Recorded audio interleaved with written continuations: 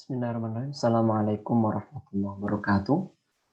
Ya, kita berjumpa lagi di statistika ya. Ini kita masuk ke pekan kelima dan insya Allah pada pekan ini kita akan membahas khusus mengenai distribusi probabilitas. Ya, untuk distribusi probabilitas ini kita akan bagi menjadi dua bagian dan untuk kali ini kita akan membahas bagian pertama ya mengenai distribusi probabilitas diskrit. Baik, bismillahirrahmanirrahim. Kita mulai saja distribusi probabilitas diskrit. Ya, sebelum kita masuk ke distribusi probabilitas, kita harus mengetahui dulu apa yang disebut dengan istilah variabel acak atau random variable. Ya. Nah, ini secara definisi, ya secara definitif ya variabel acak ini merupakan fungsi yang menghubungkan sebuah bilangan real ya, dengan setiap titik sampel yang berada pada suatu ruang sampel. Jadi variabel acak ini merupakan fungsi ya. Fungsi yang menghubungkan sebuah bilangan real dengan setiap titik sampel yang berada pada suatu ruang sampel.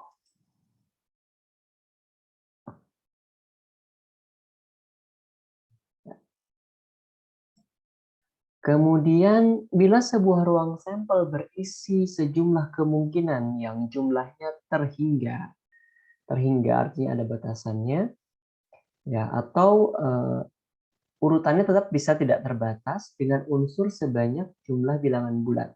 Jadi jumlah unsurnya ini bilangan bulat, tidak ada pecahan, tidak ada desimal.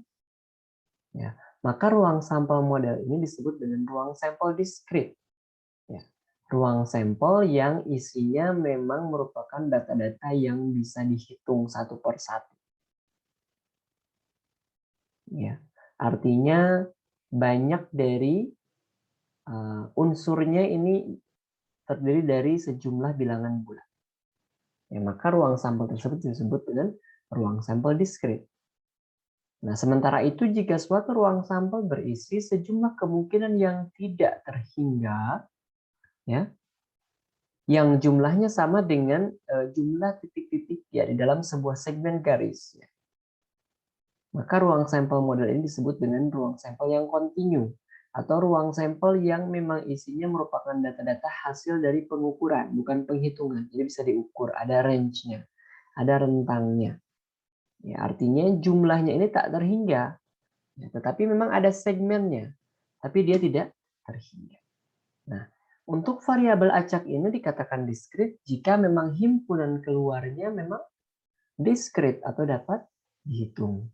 Nah, sementara variabel acak ini akan dikatakan kontinu jika memang memiliki himpunan yang nilai-nilainya berada pada skala kontinu, ya, atau himpunan yang merupakan hasil dari pengukuran, bukan penghitungan. Maka ini variabel acaknya disebut dengan variabel acak kontinu. Nah, untuk distribusi probabilitas diskrit ya kita akan bahas minggu ini. Sementara distribusi probabilitas kontinu kita akan bahas pekan depan ya. Dan distribusi probabilitas diskrit ini kita berbicara variabel acak diskrit. Ya. Jadi pekan ini kita akan masuk ke DP atau distribusi probabilitas diskrit ya. Yang terdiri dari 3 akan kita bahas, yaitu mengenai binomial, kemudian hypergeometrik, kemudian Poisson. Sementara pekan depan kita akan masuk ke distribusi probabilitas kontinu yang kita akan lebih menitik beratkan pada distribusi normal. Yang pertama adalah distribusi binomial. Distribusi binomial ini merupakan kemungkinan-kemungkinan ya. Jadi variabel acaknya ini merupakan kemungkinan-kemungkinan yang memang didasarkan pada sebuah eksperimen yang dilakukan oleh Bernoulli. Ya.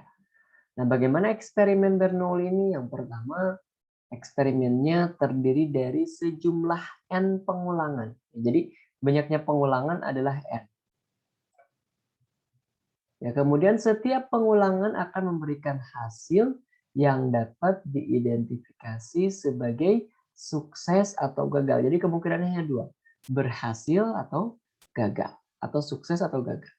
Nah, yang dimaksud dengan sukses ini kalau di dalam penerapan soal, maka sukses ini adalah yang diinginkan soal ya, yang ditanyakan. Ya, atau yang ditanyakan. Jadi tolong ini di garis bawahi. Jadi maksud sukses ini adalah yang ditanyakan soal, guys. Sementara yang tidak ditanyakan soal itu gagal. Kecuali di soalnya tertulis peluang sukses atau peluang gagal. Nah, sekarang kita sudah berbicara peluang di sini, bukan hanya distribusi nilai yang ada dalam suatu himpunan. Nah, probabilitas sukses ini dinyatakan sebagai P, ya. Jadi dinotasikan sebagai P. Nah, ini nilainya akan tetap konstan atau tidak berubah dari satu pengulangan ke pengulangan yang lainnya. Nah, sedangkan ya, kita bisa menghitung nilai probabilitas gagal ya dengan simbol Q itu adalah 1 dikurangi P. Jadi semua kemungkinan itu kan 1. Ya. 1 dikurangi P. Jadi ingat ya, peluang itu paling besar nilainya 1, 100%. Jadi kalau misalnya nanti ada pengerjaan ternyata pengulangnya lebih dari 1, berarti ada kesalahan perhitungan. Peluang sukses adalah P, peluang gagal adalah Q, di mana Q adalah 1 dikurangi P. Nah, kemudian menurut eksperimen Bernoulli ini juga setiap pengulangan ya itu saling bebas. Jadi tiap pengulangan dari yang satu ke yang lainnya saling bebas, tidak ada yang saling mempengaruhi. Jadi di sini tidak berlaku conditional probability atau probabilitas bersyarat, itu tidak berlaku. Jadi hanya berlaku yang probabilitas untuk kejadian yang saling bebas. Nah, di sini di dalam suatu distribusi binomial ya banyaknya X sukses. Ya, tadi kan kita punya 2 peluang, sukses dan gagal. Dalam N pengulangan suatu percobaan Bernoulli ini disebut sebagai variabel random binomial atau variabel acak binomial. Jadi kalau ditanyakan variabel acak binomial itu apa, ya berarti di situ banyaknya X sukses di dalam N pengulangan percobaan Bernoulli. Nah, sedangkan distribusi kemungkinannya atau probabilitasnya ini disebut dengan distribusi binomial. Ya, jadi distribusi binomial adalah distribusi probabilitas atau distribusi kumpulan penyebaran semua kemungkinan ya yang dihasilkan dari percobaan Bernoulli yang menyatakan banyaknya X sukses dalam N pengulangan percobaan. Nah, nilai dari distribusi binomial ini dapat dinyatakan sebagai fungsi B ya untuk nilai X tertentu, nilai N tertentu, dan P tertentu. Dengan nilai X adalah 0, 1, 2, 3, sampai dengan N. Ya. Jadi N-nya ini menjadi batasan dari nilai X-nya, dan X dimulai dari 0. Nah, bagaimana cara mencari fungsi dari BXNP ini? Nah, BXNP ini dapat dicari dengan kombinasi. Nah, ingat ya, ini kombinasi ya. C ini simbol dari kombinasi. Ya. Teknik penghitungan sudah kita bahas di pekan sebelumnya. Kombinasi X dari N dikalikan P dipangkatkan X dikalikan Q dipangkat N dikurangi X. Ya, sekali lagi, kombinasi X dari N dikali P pangkat X dikali Q pangkat N dikurangi X. Ya. Nah, simbol dari kombinasi ini bisa menggunakan matriks ya. Ya, ini disebut dengan matriks binomial ya. Ya, ini sama saja dengan kombinasi X, kombinasi X dari N, ini juga sama, artinya kombinasi X dari N. Ini hanya bentuk simbol saja yang berbeda. Ya. Nilai X-nya berarti 0, 1, 2, 3, dan seterusnya sampai dengan N. Dimulai dari 0. Nah, nilai dari distribusi binomial ini bisa dipakai untuk menentukan peluang X sama dengan X kecil. Ya. Peluang X sama dengan X kecil. Dan nanti kita akan latihan di soalnya dengan rumusnya sama ya tadi ya, kombinasi X dari N dikali P pangkat X dikali Q pangkat N dikurangi X. Jadi P X besar sama dengan X kecil itu sama saja dengan fungsi dari binomialnya atau BX and P. Ya. Jadi nilai PX sama dengan X kecil adalah probabilitas banyaknya peristiwa sukses sebanyak X. Ya, kemudian N ini banyaknya pengulangan percobaan. Kemudian X kecil inilah banyaknya keberhasilan dalam variabel acak. Ya, lalu P ini adalah probabilitas sukses atau berhasil pada setiap pengulangan dan Q adalah probabilitas gagal. Jadi mana Q bisa dicari dengan Q sama dengan 1 dikurangi P. Ya, seperti itu. Ya, misal di sini saya punya permasalahan tentang distribusi binomial. Ya. Misal, tentukan probabilitas atau peluang munculnya mata dadu 4. Mata dadu sejumlah 4, ya angka 4 yang muncul, ya kalau dadu itu kan ada 6 sisi ya. Dari mulai nomor 1 sampai dengan 6. Ya. Nah, ini yang ditanyakan peluang munculnya angka 4 sebanyak 3 kali. Jadi peluang munculnya itu sebanyak 3 kali pada pelemparan dadu sebanyak 10 kali. Jadi yang diinginkannya ini adalah pelemparan dadu yang muncul angka 4 sebanyak 3 kali ya dengan 10 kali pengulangan. Nah, jadi di sini kita bisa mengidentifikasi bahwa probabilitas suksesnya adalah probabilitas dari mendapatkan mata dadu angka 4.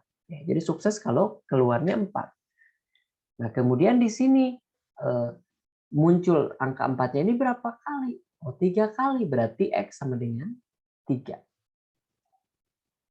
Ya, tadi kita sudah dapat probabilitas suksesnya atau P-nya adalah peluang mendapatkan mata dadu 4. Nah, jadi X sama dengan 3 di sini atau 3 kali.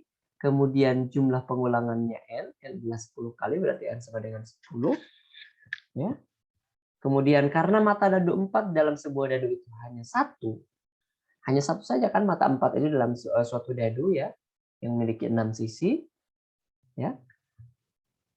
Seluruh mata dadu ada 6 di setiap sisinya, maka peluang berhasilnya mendapatkan mata dadu 4 dari sebuah dadu atau peluang suksesnya adalah 1 dibagi 6 atau 1/6. Sehingga di sini kita bisa menentukan bahwa P atau peluang suksesnya adalah 1/6. Ya.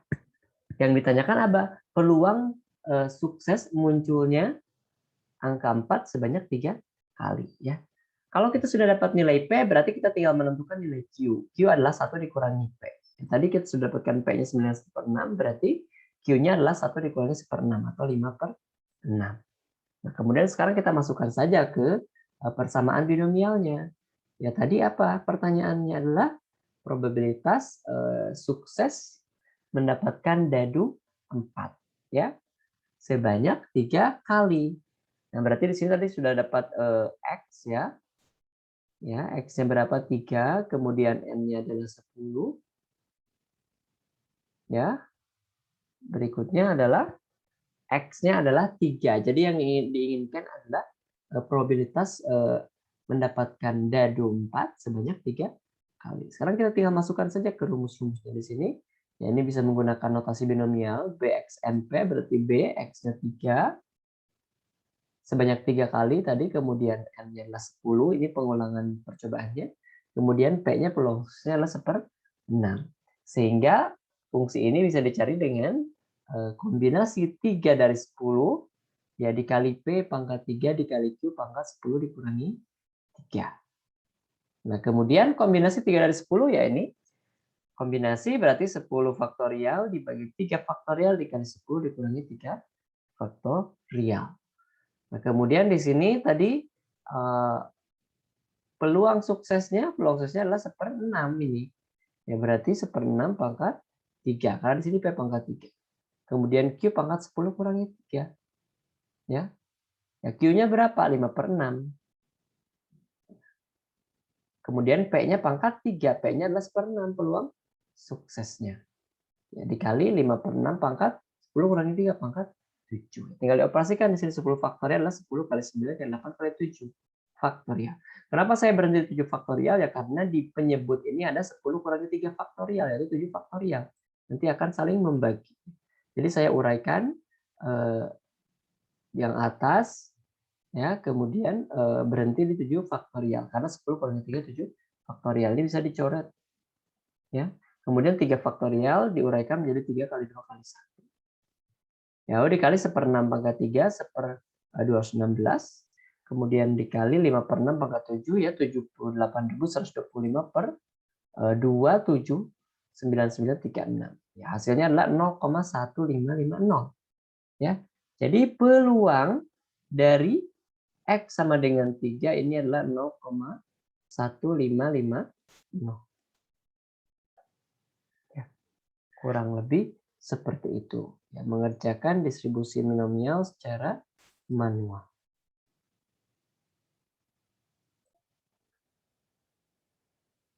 Nah, selanjutnya untuk distribusi binomial ini bisa dikerjakan menggunakan cara manual, menggunakan rumus ini, atau juga bisa menggunakan tabel distribusi binomial. Ya, itu bisa dapatkan googling, itu juga sudah bisa dapat ya, tabel distribusi binomial. Ya. Untuk X sama dengan berapa sampai berapa misalnya. Dan nanti itu bisa menggunakan tabel tersebut. Contoh misalnya di sini tadi kita sudah dari soal ini adalah peluang sukses sama dengan 3. Jadi X sama dengan 3, kemudian banyak pengulangannya 10. Kemudian di soal juga diketahui bahwa peluang suksesnya adalah 1/6. Ya, kalau kita desimalkan menjadi 0,1667. Nah, kemudian dari tabel binomial, ya di sini isinya adalah probability-nya atau simbolnya P. Kemudian di sini adalah nilai X-nya dengan N sama dengan 10. Jadi banyak pengulangannya adalah 10. Ya, nilai X-nya ini adalah yang diinginkan tadi adalah 3.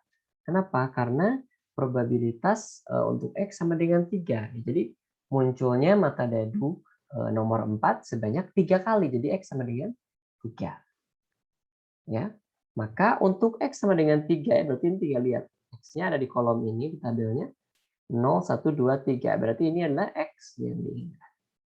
Nah, kemudian pertemukan dengan nilai probability-nya 0,1667 ini. Itu tinggal ke bawah. Ditarik. Bertemu di sini adalah 0,1550. Sama hasil seperti dengan pengerjaan manual. Ya, seperti itu. Nah, kemudian contoh soal yang lain misalnya, saya ada kasus mengenai seorang pemain basket yang melakukan lemparan bola sebanyak 10 kali. Nah, kemudian diketahui bahwa probabilitas setiap lemparan akan masuk, ya, ini akan masuk berarti ini sukses ya. Akan masuk, ya akan masuk ke diinginkan soal berarti ya. Itu adalah 0,4 probabilitasnya. Jadi di sini kita sudah punya nilai apa namanya? Peluang sukses atau P. Ya, P-nya adalah 0,4. Nah, sekarang yang ditanyakan adalah yang pertama adalah probabilitas atau peluang 4 lemparan akan menghasilkan bola masuk. Ya, berarti di sini X sama dengan 4. Yang kita cari adalah peluang dari X sama dengan 4. Nah, kemudian untuk yang B adalah minimal 3 lemparan akan masuk. Berarti minimal itu, yang minimal itu 3. Nah, maksimalnya berapa? Ya, berapa batasannya? N-nya adalah 10 kali. Ya, berarti minimal 3 lemparan, maksimal 10 kali lemparan. Ya. Atau kita bisa simbolkannya menjadi lebih singkat. X minimal 3 lemparan. Berarti X lebih dari sama dengan 3. Ya. Ini minimal 3 lemparan akan masuk. Kemudian yang C ini tidak lebih dari 4 lemparan akan masuk. Berarti di sini ya tadi kan lemparannya adalah X ya. Kemudian tidak lebih dari 4 lemparan akan menghasilkan bola masuk. Berarti kalau tidak lebih berarti maksimalnya adalah 4. Ya, berarti minimalnya adalah 0. Berarti X kurang dari sama dengan 4. Ya. Sekarang kita identifikasi dulu. Probabilitas sukses adalah lemparan akan masuk. Kemudian N adalah 10. Karena 10 kali per lemparan atau percobaan. Ya. Nah, kemudian tadi diketahui bahwa setiap lemparan bola akan menghasilkan bola masuk. Ya, ini adalah P. P-nya adalah 0,4. Sehingga Q adalah 1 dikurangi 0,4 atau 0,6. Ya. Jadi sekarang P sudah ada, Q sudah ada. Nah, kemudian untuk soal yang pertama, yang A, itu adalah X sama dengan 4.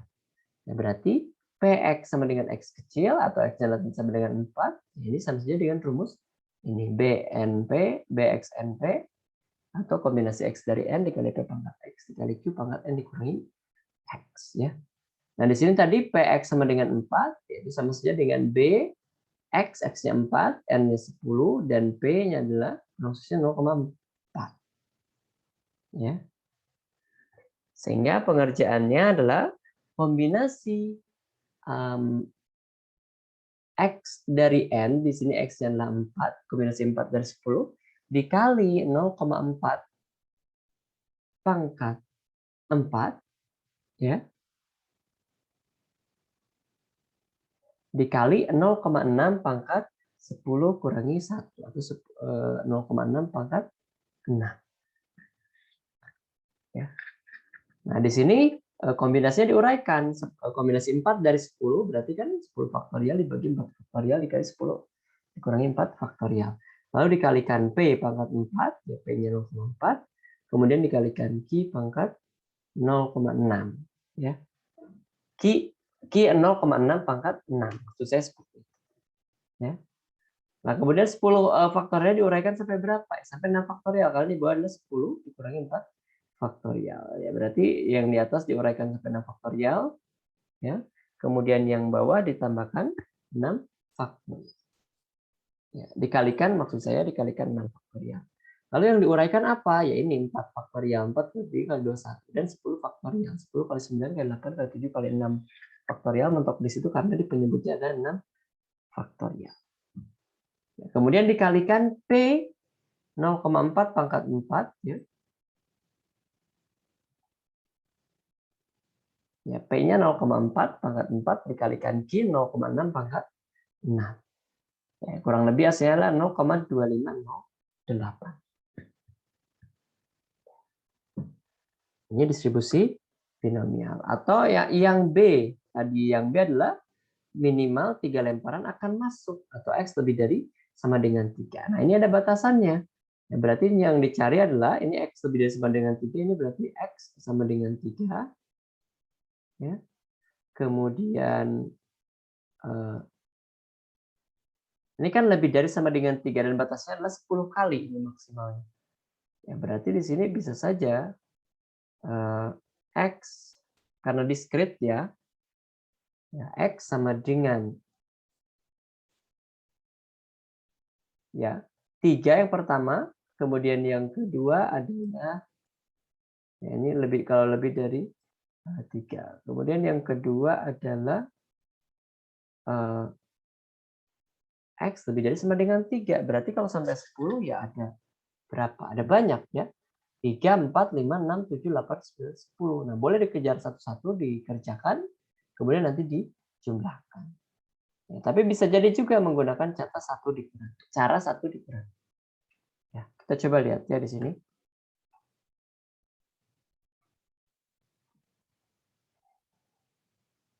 Nah, ini PX lebih dari sama dengan 3. Ini sama saja dengan 1 dikurangi PX sama dengan 0. Ya, dikurangi PX sama dengan 1, dikurangi PX sama dengan 2. Nah, ini 1 dikurangi PX 0 ya, pakai distribusi binomial. Ya. Kemudian yang B juga sama, distribusi binomial yang C juga sama. Ya, sehingga di sini hasilnya adalah 0,8327. Ya. Nah, sekarang bagaimana untuk PX lebih dari sama dengan 3 dengan ini kan cara yang penjumlahan sisa. Kalau sekarang saya pakai cara yang langsung.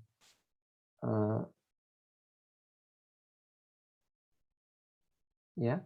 PX lebih dari sama dengan 3 sama dengan 1 dikurangi PX lebih dari sama dengan 3. Berarti mulai dari 3 sampai dengan 10 persen akhir. Ya, ini berarti tinggal 1 dikurangi yang tidak termasuk Ya, ke dalam kategori ini ya, PX lebih dari sama dengan 3 berarti kan di sini PX 0 ya, kemudian 1 lalu 2. Ya, ini yang tidak termasuk. Nah, berarti kita bisa mencari PX lebih dari sama dengan 3 yaitu sama saja dengan ya, sama saja dengan 1 dikurangi ya, PX sama dengan 0 ya, kemudian dikurangi PX sama dengan 1 ya, kemudian dikurangi P. Ini kan PX sama dengan 0, PX sama dengan 1 dan PX sama dengan 2. Batasannya ya, dicari. Ternyata hasilnya adalah 0,8327. Mau pakai cara ini juga bisa nih ya. Kalau di tabel ini kita lihat ya, yang tidak termasuk ini warna hijau. Kalau X lebih dari sama dengan 3. Ya, berarti yang termasuk ini sisanya ini, tinggal dijumlahkan saja. Ya. Ini P-nya adalah 0, peluang suksesnya 0,4, kemudian saya nilai X-nya. Ya. Ini karena yang diminta adalah X lebih dari sama dengan 3 ya, berarti dimulainya dari 3. Ya. Seperti itu. Nah, kemudian untuk PX kurang dari sama dengan 4, ya ini pakai tabel caranya sama. Kalau X kurang dari sama dengan 4, berarti X berapa saja? X sama dengan 0. Ya, kemudian X sama dengan 1. Kemudian X sama dengan 2. Lalu X sama dengan 3. Kemudian X sama dengan 4. Ya. Ya, tinggal cari PX sama dengan 0 ya. Berarti di sini untuk X sama dengan 0, kemudian nilai p-value-nya atau ini di sini nilai probability-nya adalah 0,4 ya. Untuk 0 ya 0,006. Kemudian untuk 1 ini 0,043. Untuk 2 adalah 0,109. Untuk 3 adalah 0,2150. Untuk 4 adalah 0,2508. Ya. Setelah itu tinggal dicari nilai probability-nya. Ya. Ini sudah dapat ya, ini 0,06 ya, berarti tinggal dijumlahkan saja ditambah 0,043, kemudian ditambah 0,1209, lalu ditambah 0,2150 ditambah 0,2508. Ya. Kurang lebih seperti itu ya.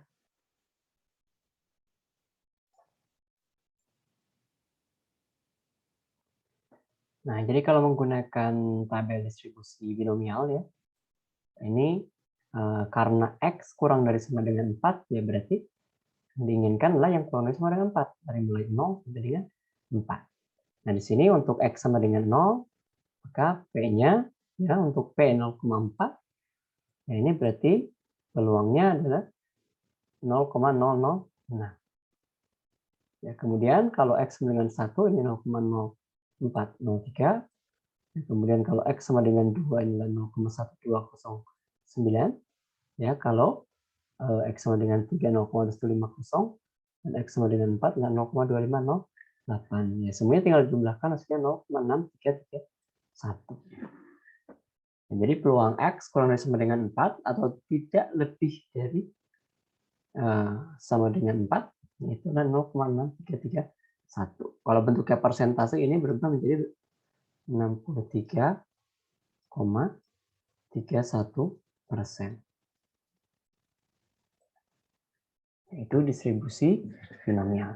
Nah, kemudian untuk mengetahui rata-rata dari variabel acaknya, kemudian variansi dari variabel acaknya, kemudian juga standar deviasinya, maka formula-formula berikut berlaku. Nah, jadi untuk distribusi binomial ini, random variabelnya atau variabel acaknya memiliki rata-rata mu. Jadi simbolnya adalah mu. Ya, dengan cara bagaimana? Mu sama dengan N dikali P. Ya, N adalah jumlah pengulangan, kemudian P adalah peluang dari sukses. Nah, kemudian variansinya ini simbolnya adalah tau kuadrat, ini dibacanya adalah tau, ya, tau kuadrat. Variansi kan simbolnya kuadrat ya. Tau kuadrat sama dengan N dikali P dikali Q, atau jumlah pengulangan dikalikan peluang sukses dikalikan peluang gagal. Di mana Q adalah 1 dikurangi P. Ya, bentuknya bisa menjadi N dikali P dikali 1 dikurangi P. Nah, kalau secara deviasi ya, kalau sudah tahu variansi berarti tinggal diakarkan saja, karena simbol dari secara deviasi adalah tau. Tau adalah akar dari tau kuadrat.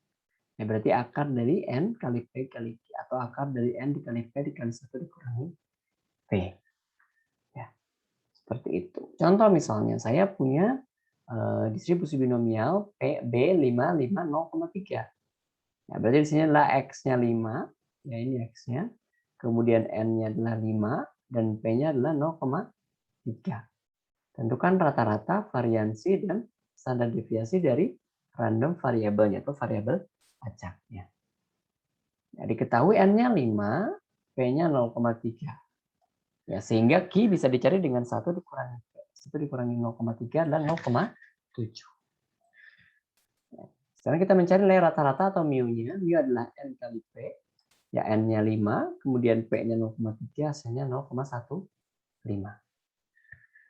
Nah, kemudian variansi dari random variabelnya, ya tahu kuadrat sama dengan N kali P kali Q. N-nya 5, P-nya 0,3, Q-nya adalah 0,7. Hasilnya 1,05. Ya, kalau standar deviasi berarti tinggal akar dari variansi saja. Ya, akar dari 5 kali 0,3 dikali 0,7, atau akar dari 1,05 adalah 1,0247. Ya, seperti itu. Itu adalah distribusi binomial. Nah, kemudian distribusi probabilitas diskrit berikutnya adalah distribusi hypergeometrik. Ya, nanti kita akan lihat bedanya dengan distribusi binomial apa. Nah, sekarang kita lihat definisinya terlebih dahulu. Ya, misalnya di dalam suatu populasi N objek, ya ini N-nya besar ya, yang memiliki sebanyak K benda sejenis. Jadi di sini ada benda jenis. Ya, dinotasikan sebagai K. Ya. Dan K ini diklasifikasikan sebagai berhasil. Ya, jadi terpilihnya benda sejenis ini diklasifikasikan sebagai berhasil, sama seperti binomial. Ya. Dan N dikurangi K besar, ya N besar dikurangi K besar ini dinyatakan gagal. Ya, kemudian ada proses sampling, ya, dengan sampel sejumlah N kecil dipilih secara acak tanpa pengembalian, ya, dari N besar objek. Maka distribusi geometrik ini disebut dengan distribusi hypergeometrik untuk variabel acak atau random X, yang menyatakan banyaknya keberhasilan dalam sampel acak berukuran N atau sejumlah N kecil. Nah, ini dapat dinyatakan atau dicari dengan fungsi hypergeometrik atau H, X, N besar, N kecil, K besar. Ya. Tadi apa? X ini adalah banyaknya sukses. Kemudian N besar ini adalah jumlah populasi. N kecil adalah jumlah sampel. Kemudian K adalah jumlah elemen yang sama. Ya. Nah, ini bisa dicari dengan rumus kombinasi X dari K besar dikali kombinasi N kecil dikurangi X kecil dari N besar dikurangi K besar dibagi kombinasi N kecil dari N besar. Untuk X adalah 0, 1, 2, 3 sampai dengan K. Nah, ini sama saja dengan probabilitas dari X sama dengan X, ya, dengan rumus yang sama. Ini distribusi hypergeometrik. Nah, ini bentuknya bisa menjadi seperti ini ya. Ini sama saja ya. Nah, ini bentuk matriksnya. Ya, kalau ini bentuk notasi kombinasinya. Nah, kita coba contoh ya. Tapi sebelum ke contoh, kita lihat dulu apa letak perbedaannya antara distribusi binomial dan distribusi hypergeometrik. Nah, dalam distribusi binomial ini diperlukan proses pengulangan yang saling bebas. Ya, dan pengulangan tersebut harus dikerjakan dengan pengembalian. Ya. atau with replacement. Sementara untuk distribusi hypergeometrik ini tidak diperlukan pengulangan yang saling bebas atau pengerjaannya tanpa pengembalian. Ya, without replacement. Nah, sementara itu ya sebelum kita ke latihan, ya jika dari populasi N besar ini terdapat unsur-unsur yang sama, ya, yang dinotasikan sebagai K1, K2, K3, K4 sampai dengan K ke N, ya, dengan penjumlahan dari semua nilai K-nya atau K1, K2, K3 sampai dengan Kn ini adalah N besar, ya. Kemudian di dalam sampel berukuran N kecil, ya terdapat unsur-unsur yang sama pula, yaitu X1, X2, X3 sama dengan Xn, ya dengan X1 tambah X2 tambah X3 tambah X4 dan seterusnya sampai dengan ditambah Xn itu sama dengan N kecil, ya maka distribusi hypergeometriknya dapat dirumuskan sebagai ya Px sama dengan X1, X2, X3 sama dengan Xn, ya ini atau Px dari X kecil, ya Px sama dengan X kecil. Ini adalah kombinasi X1 dari K1 dikali kombinasi X2 dikali K2 dikali kombinasi X3 dikali K3, seterusnya sampai dengan dikali kombinasi X ke N dari Kn dibagi dengan kombinasi N dari N kecil dari N besar. Ya, atau simbol matriksnya seperti ini. Ini sama ya, ini maksudnya adalah kombinasi. Nah, contoh misalnya, ya, dari seperangkat kartu bridge, ya, kartu remi ya di sini. Jadi diambil 6 kartu secara acak. Ya. Diambil 6 kartu secara acak. Tanpa pengembalian. Jadi tanpa pengembalian berarti kalau misalnya kita ngambil kartu dari kelompok kartunya itu diambil ya, kemudian dia tidak dikembalikan lagi kartunya, sudah dipegang, tidak dikembalikan lagi ke dalam tumpukan kartunya. Itu yang disebut dengan tanpa pengembalian. Ya. Kalau dengan pengembalian, maka yang berlaku bukan lagi distribusi hypergeometrik, tapi distribusi binomial. Jadi kalau misalnya kita ngambil kartu bridge-nya, kemudian diambil, kemudian dimasukkan lagi, diambil, dimasukkan lagi ke dalam kumpulan kartunya, maka itu maksudnya distribusi binomial. Tapi kalau sudah diambil, disimpan, ya, kemudian ngambil lagi dari tumpukan kartunya yang baru disimpan, yang tidak dikembalikan lagi ke kelompok kartunya, maka ini kasusnya disebut dengan distribusi hypergeometrik. Ya. Saya ulangi, ya dari seperangkat kartu bridge atau kartu remi diambil 6 kartu secara acak untuk pengembalian. Berapakah peluang atau probabilitas diperolehnya 3 kartu bersimbol hati? Ya. Jadi kan ada yang di kartu bridge atau remi itu ada yang simbolnya hati, ada yang simbolnya diamond, kotak, ada yang keriting itu saya lupa istilahnya apa, ada yang seperti daun cemara begini ya, spade itu kalau tidak salah ini spade ya intinya dalam satu kartu bridge itu, satu perangkat kartu bridge itu kartu remi, maka jumlah semua kartunya adalah 52, berarti ini adalah jumlah populasi N besar. Nah kemudian tadi diambil kartu secara acak berapa? 6 tanpa pengembalian. Berarti sampelnya adalah N kecil sama dengan 6.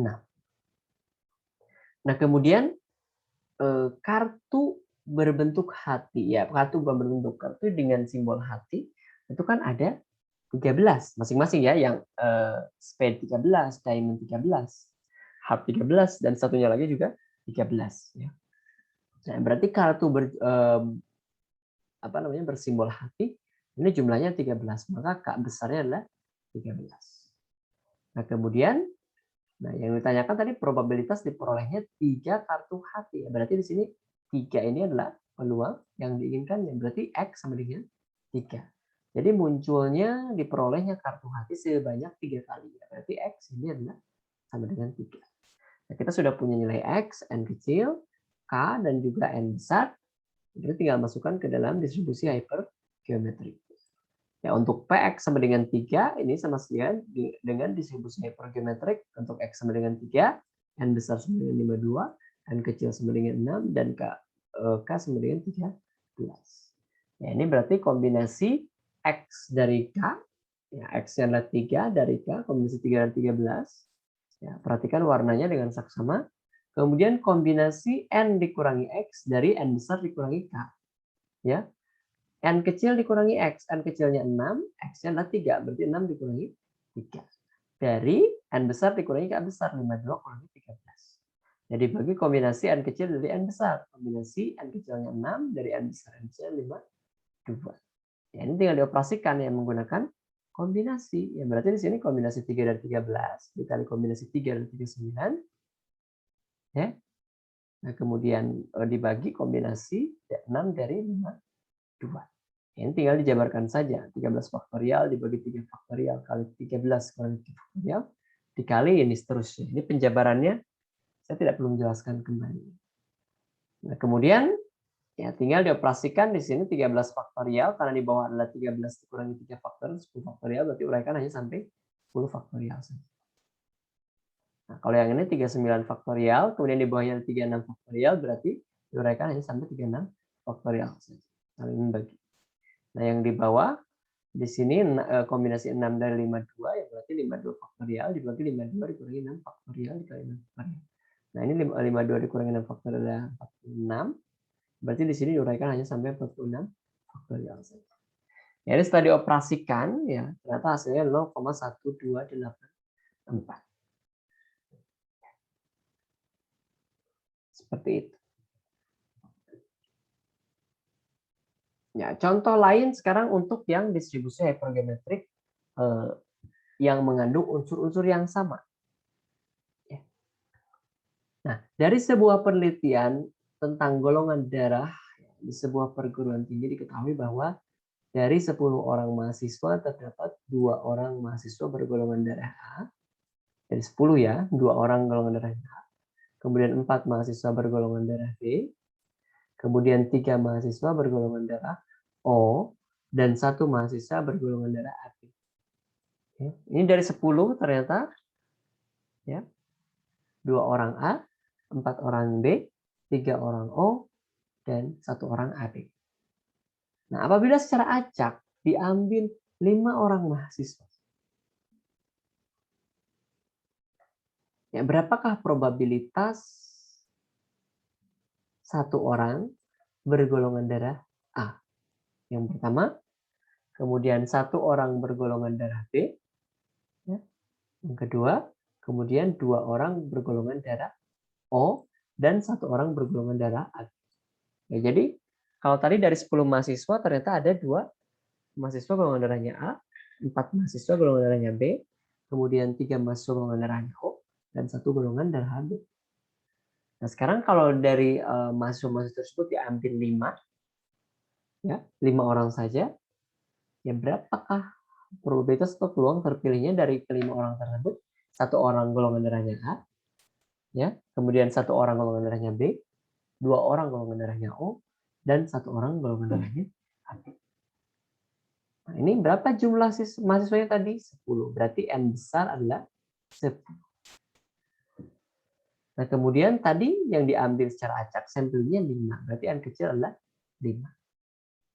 Nah, sekarang tadi ya, berapa jumlah mahasiswa ya dari 10 mahasiswa yang bergolongan darah A? Berarti KA itu 2. Yang bergolongan darah B ada 4, KB 4. KO ya ini bergolongan darah ada 3 dan KAB ada 1. Nah, sementara yang diinginkan probabilitas ya terambilnya ya 1 orang golongan darahnya A. Berarti XA sama dengan 1. 1 orang golongan darah B, XB sama dengan 1. Kemudian 2 orang bergolongan darah O, berarti X sama dengan 2. Dan 1 orang bergolongan darah AB. Ya. Tinggal masukkan ke rumus ini. Ya, PX sama dengan XA, XB, XO, dan XAB. Ya. Ini indeksnya ini merupakan simbol dari golongan darahnya. Ya, ini sama saja dengan kombinasi XA dari KA dikali kombinasi XB dari KB, dikali kombinasi XO dari KO, dikali kombinasi XAB dari KAB, dibagi dengan kombinasi N kecil dari N besar. Ya, XA-nya sama dengan 1, XB-nya 1, XO-nya 2, XAB-nya 1. Ini sama saja dengan kombinasi XA dari KA, kombinasi 1 dari 2. Ya. Kombinasi XB dari KB berarti kombinasi 1 dari 4. Lalu kombinasi XO dari KO, yaitu kombinasi 2 dari 3. dan kombinasi XAB dari KAB atau kombinasi 1 dari 1. Dibagi kombinasi N kecil dari N besar. N kecilnya sampel, ya 5, kemudian N besarnya adalah jumlah populasinya, adalah jumlah mahasiswa. Berarti kombinasi 5 dari 10. Ya, dioperasikan menggunakan rumus kombinasi ini, ya kurang lebih seperti ini jadinya, dan ternyata hasilnya adalah 0,0952 atau 9,52%.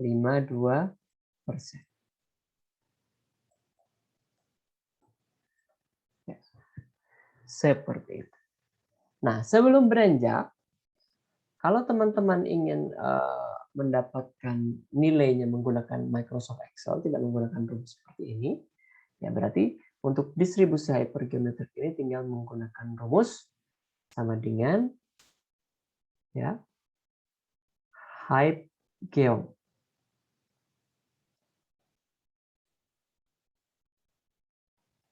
Ya, kurung buka, kemudian nanti parameternya diisi, lalu ya parameternya apa saja?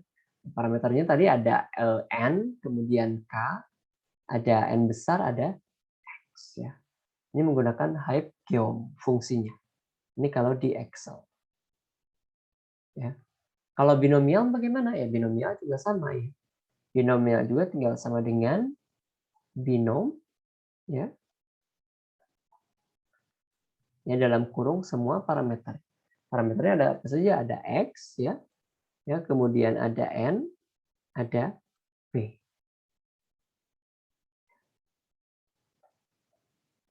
Ya, nanti kita akan coba menggunakan Microsoft Excel ya.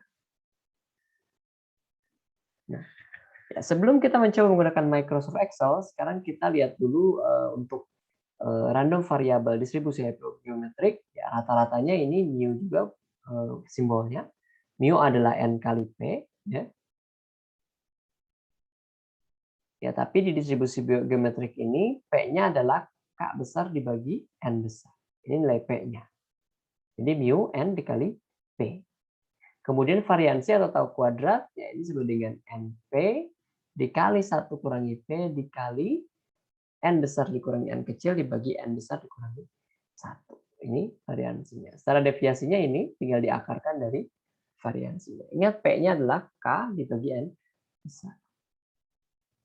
Contoh misalnya saya punya distribusi hypergeometrik H 3, 5, 2, 6, 13. Berarti ini 3 ini simbolnya X, 52 ini adalah N besar, kemudian 6 ini adalah N kecil, dan 13 ini adalah K. Ya. Nah, berarti kita tentukan dulu nilai P-nya. P-nya adalah K dibagi N. Ya, K-nya 13, N-nya 52, ya. Itu berarti N-nya yang besar ya, 13 kali 52, 0,25. Nah, sehingga nilai mu atau rata-rata tinggal N kali P. Nah, N-nya adalah 6, P-nya adalah ini sudah dicari tadi 0,25. 6 kali 0,25 adalah 1,5. Itu adalah rata-rata dari variabel acak hypergeometrik.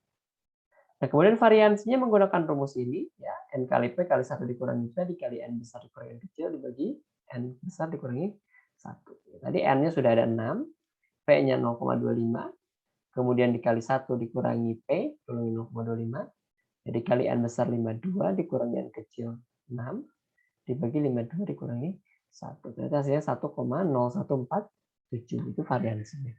Nah, kalau secara deviasi berarti tinggal mengakarkan nilai variansi atau akar dari 1,0147 itu 1,0073. Ya, kurang lebih seperti itu.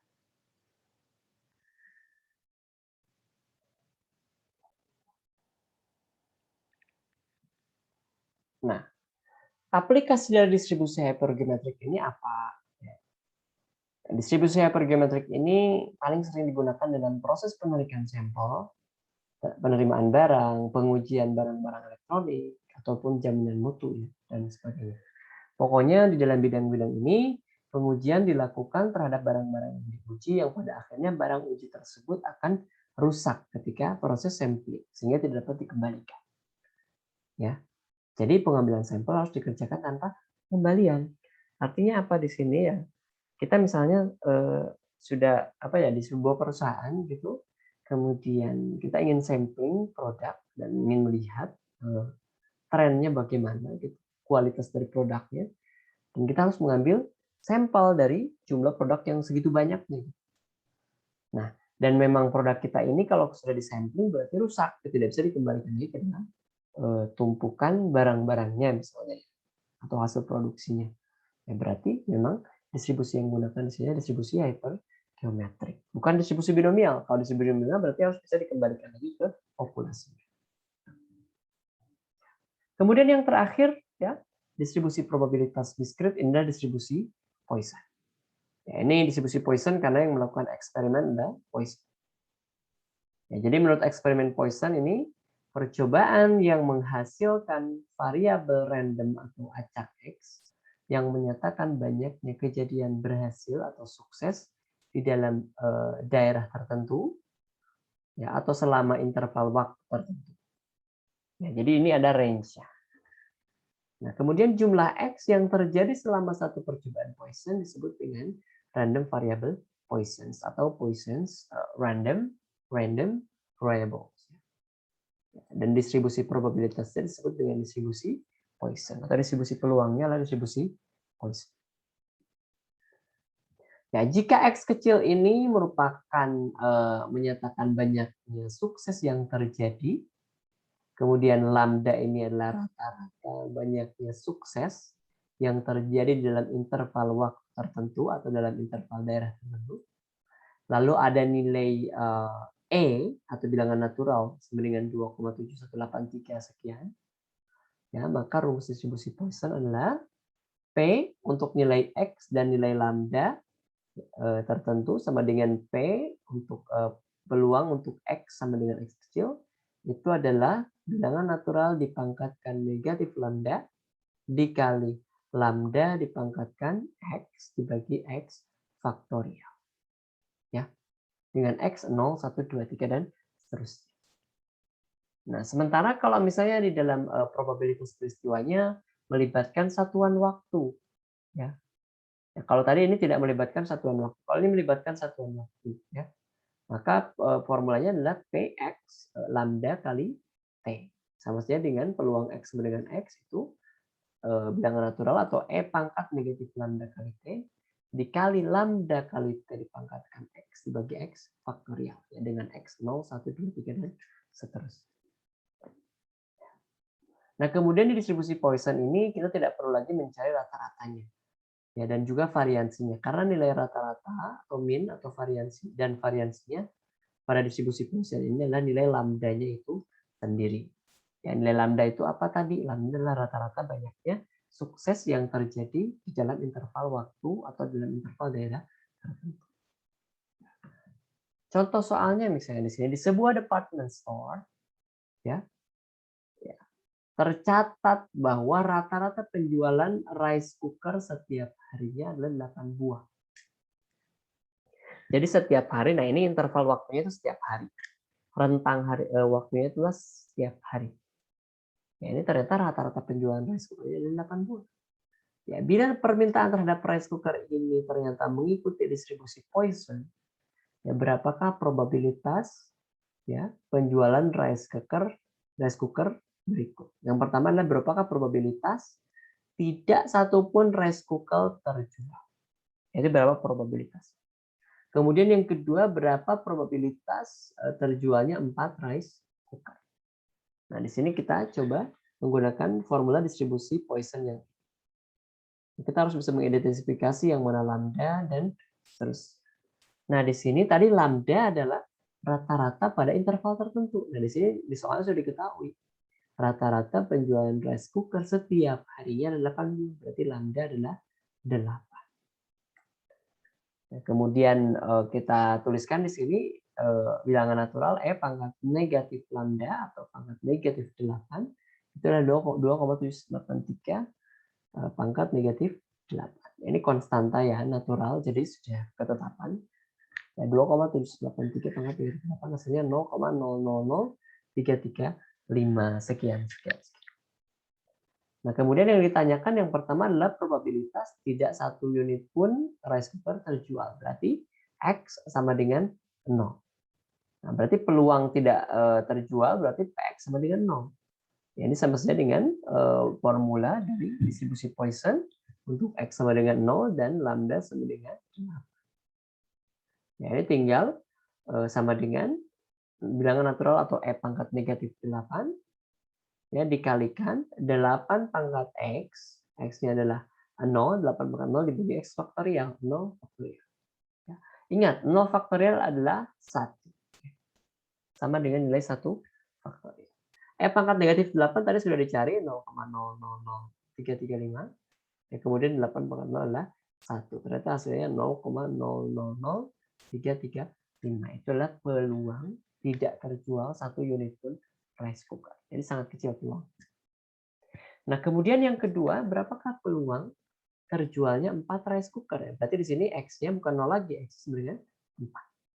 Ya, berarti peluang untuk X sama dengan 4 sama saja dengan Poisson untuk X sama dengan 4 dan lambda sama dengan 8. Berarti bilangan natural pangkat negatif lambda atau pangkat negatif 8 dikali 8 atau dikali lambda pangkat X. X adalah 4. 8 pangkat 4 dibagi X faktorial 4 faktorial. Pangkat negatif 8 tadi sudah dicari 0,000335. Kemudian 8 pangkat 4 adalah 4096. Lalu 4 faktorial adalah 4 kali 3 kali 2 kali 1. Berarti 4 kali 3, 12 kali 2, 4 kali 1, 20. Ternyata hasilnya adalah 0,05725. Seperti itu. Nah, sekarang pertanyaannya, jika ternyata ada pertanyaan seperti ini, berapakah probabilitas terjualnya 4 rice cooker ya pada waktu 2 hari? Nah, ini ada keterangan waktu yang terlibat. Nah, berarti T sama dengan 2 di sini. Nah, kalau sebelumnya ini tidak ada keterangannya, ya berarti hanya 1 hari rentang waktunya. Sekarang kalau dalam 2 hari, berapakah probabilitas terjualnya 4 rice cooker? Bukan dalam 1 hari. Di sini T sama dengan 2. Berarti tinggal lambda dikali T dulu yang dicari. Ya, lambdanya tadi apa? 8 dikali T adalah kali 2. Ya, sama dengan 16. Ya, nanti kalau sudah dapat lambda kali T-nya, ya tinggal dimasukkan ke sini. Ke dalam rumus yang ada lambda kali T. Ya, seperti itu. Nah, ini untuk distribusi Poisson juga bisa menggunakan tabel ya. Jadi kita bisa membuat tabel sendiri, bisa menggunakan Excel untuk mencarinya dengan rumus sama dengan Poisson. Tinggal dimasukkan parameter-parameternya, ada X, kemudian ada min atau rata-rata, ada lambda. Ya, dan seterusnya. Ya. Kita baca dulu contoh soalnya di sini. Misalnya ada rata-rata seorang sekretaris baru melakukan 5 kesalahan ketik pada setiap halaman. Ya, jadi di sini sudah kelihatan lambdanya adalah 5 kesalahan. Berarti lambdanya 5 pada setiap halaman. Nah, berarti di sini bukan interval waktu, tapi dalam interval daerah tertentu. Di sini adalah halaman 10. Ya, berapa peluang atau probabilitas bahwa pada suatu halaman itu yang pertama adalah tidak ada kesalahan ketik. Kemudian yang kedua ada 1 sampai 3 kesalahan ketik. Nah, ini rumusnya ini tadi sama. Ya, lambdanya berarti 5 ya, dalam lingkup satu halaman. Kemudian bilangan natural E 2,7183 dipangkatkan negatif 5 ini adalah 0,0067 kurang lebih. Nah, pertama adalah berapa peluang tidak terdapat kata yang salah ketik atau X sama dengan 0. Ya. Untuk P X sama dengan 0 sama saja dengan Poisson untuk X sama dengan 0 dan lambda sama dengan 5. Sehingga rumusnya adalah bilangan natural atau E pangkat negatif lambda ya, pangkat negatif 5 dikali 5 pangkat 0 ya 5 pangkat X dibagi X faktorial 0 faktorial. Maka hasilnya 0,0067. Itu kalau peluang dari tidak terdapatnya kesalahan. Nah, sekarang kalau misalnya yang kedua yang B ini ada 1 sampai 3 kesalahan ketik. Nah, ini bisa menggunakan tabel Poisson, jadi internet bisa dicari atau buat sendiri juga bisa. Ya, atau nanti mengerjakannya menggunakan Excel juga bisa ya. Nah, jadi kalau di tabel distribusi Poisson ini ada X ya, ada juga lambda. Kalau lambda ini adalah min, rata-rata dalam interval waktu atau daerah. Ya, tadi lambdanya adalah 5 ya. Kemudian X-nya nah ini 1 sampai 3, berarti dari 1 sampai dengan 3. Untuk X sama dengan 5 dan untuk X sama dengan 1 dan lambda sama dengan 5, ini hasilnya 0,0337. Kemudian untuk X sama dengan 2, ya, kemudian lambdanya sama dengan 5 ini adalah 0,04842 dan untuk X sama dengan 3 ini berarti 0,1404. Ya, ini tinggal dijumlahkan saja semuanya. 0,0337 ditambah 0,04842 ditambah 0,1404 ya ternyata hasilnya 0,2583 ya 0,2583 itu sekitar lebih dari 25%. Jadi peluang adanya kesalahan 1 sampai 3 kesalahan itu adalah 0,2583. Ya, seperti itu distribusi Poisson. Nah, untuk apa distribusi Poisson? Ya, ini bisa digunakan untuk menghitung probabilitas terjadinya peristiwa berdasarkan satuan waktu, daerah, ruang, panjang, luas, dan lain-lain. Ya, contoh misalnya distribusi Poisson ini bisa digunakan dalam menghitung banyaknya bakteri dalam setetes air. Ya, atau misalnya banyaknya kecelakaan mobil di tol Cipularang selama minggu ketiga bulan Juli, selama 1 minggu. Ya, kemudian contoh lain aplikasinya banyaknya kesalahan ketik per lembar di sebuah makalah bisa menggunakan distribusi Poisson. Kemudian contoh lain misalnya meneliti tentang banyaknya pasien COVID yang terinfeksi selama 1 minggu terakhir itu juga bisa dipakai. Nah, kemudian distribusi Poisson ini juga bisa digunakan untuk menghitung distribusi binomial. Ya, jika pada distribusi binomial ini nilai n atau pengulangannya sangat besar. Batasnya lebih dari sama dengan 30. Berarti 30 ke atas. Nah, sementara itu nilai probabilitas suksesnya sangat kecil atau P-nya adalah kurang dari 0,1. Sangat kecil. Nah, ini bisa menggunakan distribusi Poisson.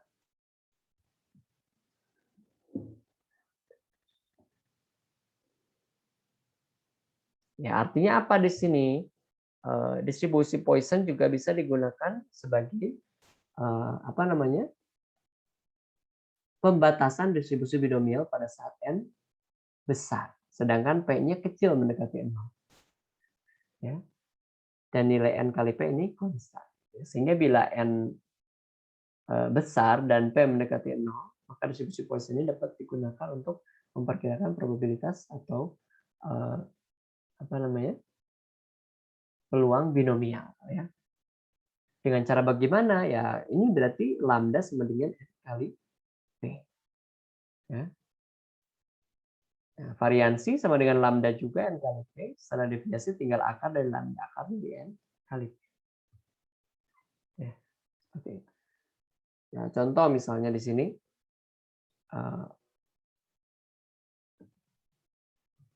saya punya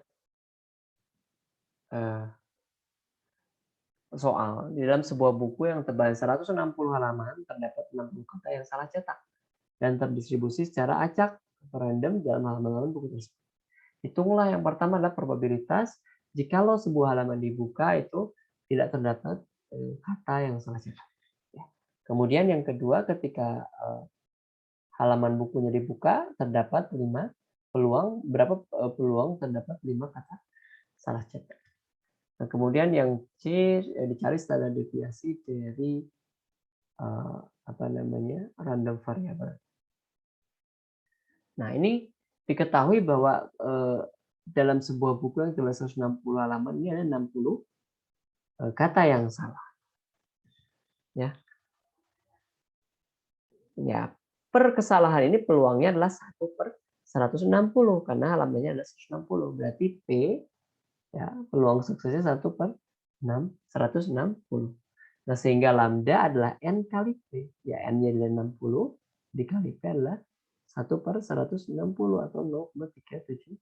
Nah, baru kita masukkan ke dalam rumus. Karena kita sudah menemukan nilai lambda. lambdanya 0,375. Ya, kemudian E pangkat negatif lambdanya ini sudah dihitungkan 0,68729. Ya. Kemudian yang pertama adalah tidak terdapat kata yang sama cetak. Berarti X sama dengan 0. Tinggal masukkan saja ke sini. Sama seperti tadi ternyata 0,68729. Atau 68,73%. Nah, sementara itu yang berikutnya adalah 5 kata salah cetak. Berarti X sama dengan 3. X sama dengan 5. Maksud saya 5. Ya, sehingga PX sama dengan 5 ini sebenarnya distribusi Poisson untuk sama dengan 5. Ya. Kemudian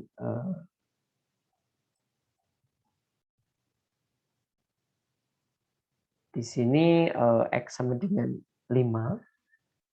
Ya. Kemudian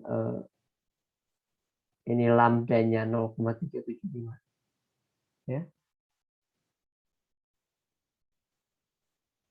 0,375. Berarti untuk X dan lambda, X-nya 5, lambdanya 0,375. Ya, dioperasikan berarti E atau bilangan natural pangkat negatif 0,375 ya dikali 0,375 pangkat X pangkat 5 dibagi X faktorial 5 faktorial. Ternyata hasilnya sangat kecil. 0,000045. Ya, atau kita bisa menuliskannya menjadi 4,25 kali 10 pangkat negatif 5. Kita lihat di sini angka ke belakang komunya 1, 2, 3, 4, 5. 4,25 kali 10 pangkat negatif 5. Ya, itu berarti kemungkinan 5 kata salah cetak sangat kecil ini. Ya. Nah, kemudian untuk secara deviasi yang dicari ya tinggal akar dari lambdanya. Berarti tahu sebenarnya akar lambda atau akar n. Ya, akar lambda berarti akar 0,375. Ya, berarti hasilnya 0,61237. Itu adalah nilai standar deviasi. Ya. Untuk minggu depan kita akan masuk ke distribusi probabilitas kontinu, ya terutama distribusi normal, tapi kita akan bahas sedikit tentang distribusi seragam kontinu. Ya. Ya, demikian ya untuk materinya kali ini. Nah, sedikit tambahan ya bagaimana kita mengerjakan distribusi binomial, hypergeometrik dan juga distribusi Poisson ya menggunakan Microsoft Excel. Ya, ini misalnya kita coba dulu yang binomial, distribusi binomial. Ya, dalam distribusi binomial ini parameternya apa saja? Ternyata ada X, kemudian ada N, ada P. Ada X, N, dan P. Ya, misal di sini saya punya yang diinginkan adalah peluang X sama dengan dari 0 misalnya. Ya. Dari 0, kemudian 2, 1, ya, 2, dan seterusnya dengan batasan apa? N. Ya, misalnya ternyata N-nya adalah sama dengan 10. Ya. Nah, kemudian peluang suksesnya P-nya adalah 0,4 misalnya. Ya. 0,4 P-nya. Nah, sekarang kita ingin tahu peluang untuk masing-masing X sama dengan 0, 1, 2, sampai dengan yang terakhir. Batasannya adalah N sama dengan 10. Ya. Ini kita rumuskan P X besar sama dengan X kecil. Ya. Ya, rumusnya apa untuk distribusi binomial? Sama dengan binom titik DIST. Ya. Binom titik DIST. Dalam kurung. Ya. Nah, ini maksudnya binom distribusi. Ya, atau distribusi binomial distribution. Ya. Ini number S. Ya. Kemudian trials, probability, kumulatif. Ya. Ya, kita coba dulu di sini. Nah, probability ini suksesnya ya tadi 4. Ya, kalau trials ini berarti jumlah dari percobaannya. Berarti numbers di sini adalah ini X. Ya. Berarti X N, P. Nah, ini berarti binom titik DIST, X-nya berapa? Misalnya yang pertama adalah 0, kemudian X, N, P. N-nya berapa? 10. Ya, kemudian P-nya adalah 0,4. Ya, kemudian koma. Nah, di sini cumulative distribution-nya jangan pilih yang true, tapi yang false. Kemudian kurung tutup, enter. Nah, ini 0,00605. Ya, kemudian ke sini tinggal digeret saja. Ya, seperti ini hasilnya. Ya, jadi peluang X sama dengan 0, berarti 0,00605. Peluang X sama dengan 1, 0,04031. Ya, jadi kalau misalnya kita ditanyakan peluang X sama dengan 1, ya, berarti hasilnya adalah sama dengan ini berapa? 0,04031. Nah, kalau sekarang peluang misalnya dalam kurung X lebih dari sama dengan 3. Ya, lebih dari sama dengan 3 berarti berapa? Ya, lebih dari sama dengan 3 berarti 3 termasuk. Di sini berarti dari 3 sampai dengan 10. Berarti penjumlahan dari mana? Jumlahan dari ini, dari 3 sampai dengan 10. Berarti ini harus masuk semuanya. Ya. Nah, berarti di sini sama dengan penjumlahan apa rumusnya? Sum, SUM, dalam kurung, ya ini, semua probabilitas ini tinggal di kurung tutup, enter. 0,83271. Ya, tadi saya kembali lagi ke soal, ya, jika P misalnya kurang dari sama dengan 4, ya berarti kurang dari sama dengan 4. Ya, P, X kurang dari sama dengan 4. Ya, ini tinggal yang kurang dari sama dengan 4. Ya. Berapa yang kurang dari sama dengan 4? Ya, berarti dari 0 sampai dengan 4. Ya. Jadi ini yang harus dimasukkan nanti. Ya. Nanti sama dengan sum yang kurung ini semuanya di blok. Kurung tutup ya 0,6331. Ya. Kurang lebih seperti itu. Jadi rumusnya adalah ya binom. Ya, rumusnya ini sama dengan binom titik DIST dalam kurung X-nya berapa, kemudian N-nya berapa, kemudian P-nya berapa, kemudian pilih false. Ya, kurung tutup baru enter. Ini formula dari distribusi binomial menggunakan Excel. Ya, kemudian yang berikutnya distribusi hypergeometrik. Ya.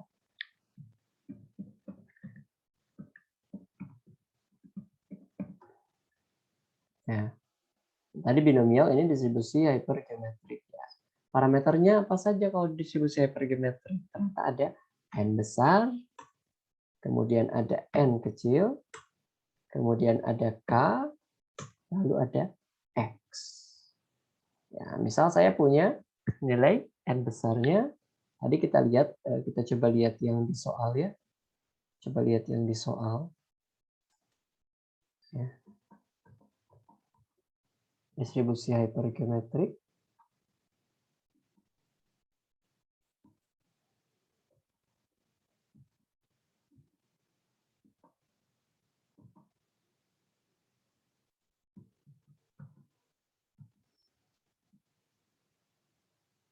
Ya, yang ini misalnya kita coba. Ya.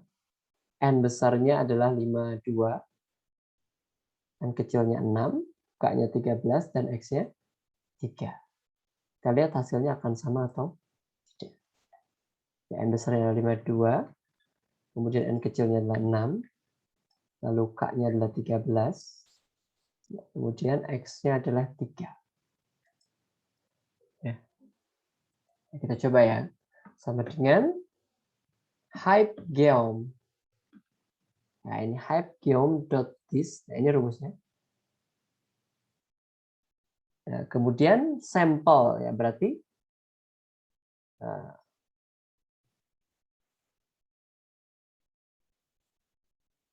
sampel itu berarti berapa? Ini X ya 3. Ya, kemudian nomor sampel. Ya, nomor sampelnya berarti N 6. Ya, berarti X dulu, X, N. Kemudian populasi, ya populasinya ini K, koma, kemudian total dari populasi atau number of population 5, 2. Lalu pilih yang false. Kurung tutup, enter. 0,12839. Kita lihat, bandingkan yang tadi hasilnya adalah 0,1284 ya, sama ya. Hanya beda sedikit angka di belakang penelitian. Ya. Jadi sekali lagi rumusnya untuk distribusi hypergeometrik sama dengan ya berarti hype geom titik dist dalam kurung yang pertama adalah X, kemudian N kecil, ya, kemudian K baru N besar. Koma ya, semuanya dihubungkan dengan tanda koma. Kalau untuk ini apa namanya? Aturan English ya, tapi kalau misalnya tidak bisa pakai koma, pakai titik koma. Kemudian pilih false. Ini rumus untuk distribusi hypergeometrik. Nah, kemudian yang berikutnya adalah distribusi Poisson ya. Nah, di dalam distribusi Poisson ini ada parameternya adalah lambda atau rata-rata, kemudian ada X. Ya, tadi kita coba, kita lihat dari soal ya. Dari soal untuk lambda sama dengan ini yang rice cooker ini, lambdanya 8 ya. Kita coba lambda 8, kemudian X-nya kita pilih 0 dan 4 ya.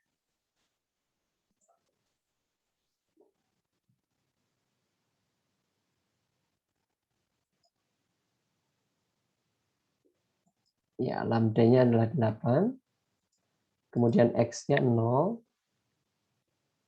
dan 4. Nanti kita lihat, buktikan jawabannya ya. Berarti di sini adalah P X besar sama dengan X kecil. Nah, untuk X sama dengan 0, ya berapakah distribusi Poisson-nya peluangnya? Tinggal ketik sama dengan Poisson, ya. Poisson titik dist.